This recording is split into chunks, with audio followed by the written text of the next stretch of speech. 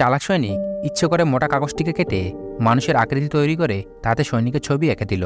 এরপরে নকল সৈনিকদের যুদ্ধক্ষেত্রে এমনভাবে দাঁড় করালো যাতে শত্রুরা তাদের দেখতে পায়। শত্রুরা যখন সেই সৈনিকদের আসল ভেবে গুলি চালাতে লাগলো, তখন পিটার ও তার দল হঠাৎ সুযোগ বুঝে শত্রুদের আক্রমণ করে শেষ করে দেয়। আরেক সৈনিক অ্যাডাম আরও বেশি বুদ্ধিমান প্রমাণিত হলো। সে একটি সাধারণ রাইফেলের নল কেটে বিমান বাহিনীর মেশিন গানের নল জুড়ে দিল এবং নিচের মধ্যে 2 পায়ের স্ট্যান্ড লাগালো। এভাবে সে এক সুপার অস্ত্র তৈরি করলো যা 1 মিনিটে 1000টি গুলি ছুটতে পারে, আর তার গুলির বৃষ্টিতে কোনো শত্রু টিকতে পারছিল না। কিন্তু সবথেকে বুদ্ধিমান সৈনিক ছিল জন।